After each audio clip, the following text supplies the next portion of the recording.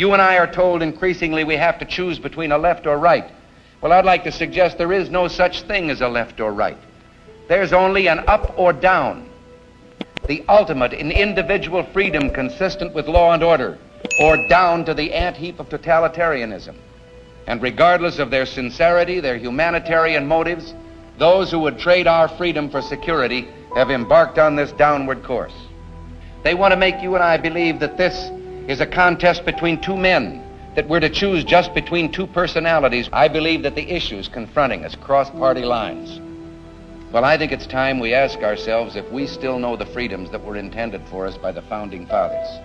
Whether we believe in our capacity for self-government or whether we abandon the American Revolution and confess that a little intellectual elite in a far distant capital can plan our lives for us better than we can plan them ourselves. They knew that governments don't control things. A government can't control the economy without controlling people.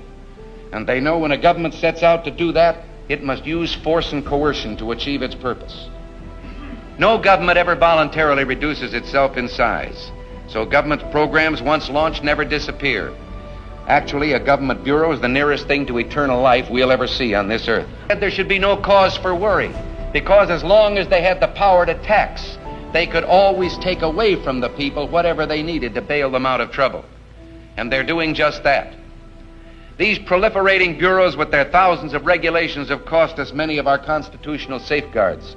How many of us realize that today federal agents can invade a man's property without a warrant? They can impose a fine without a formal hearing, let alone a trial by jury, and they can seize and sell his property at auction to enforce the payment of that fine.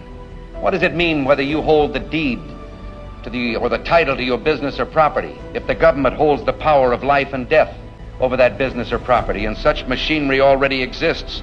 The government can find some charge to bring against any concern it chooses to prosecute. Well, I, for one, resent it when a representative of the people refers to you and me, the free men and women of this country, as the masses. This is a term we haven't applied to ourselves in America. And this idea that government is beholden to the people, that it has no other source of power except the sovereign people, is still the newest and the most unique idea in all the long history of man's relation to man.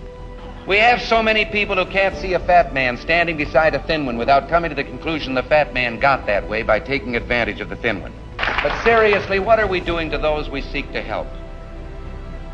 In a program that takes from the needy and gives to the greedy, we've sought to solve the problems of unemployment through government planning, and the more the plans fail, the more the planners plan. Every responsible farmer and farm organization has repeatedly asked the government to free the farm economy. But who are farmers to know what's best for them? The wheat farmers voted against a wheat program. The government passed it anyway. My opponent seems to only see big government and little people. Raise our taxes and then raise them again so that government can be even bigger. It would be like having a coach tell an Olympic swimmer that he had to swim down that pool carrying an anvil, or a runner to sprint with a ball and chain around his ankle. And that's not good enough for America. We want to create opportunities so that all Americans can go forward together with nobody left behind. We're going to build a future together that will enable every one of you to reach for the stars.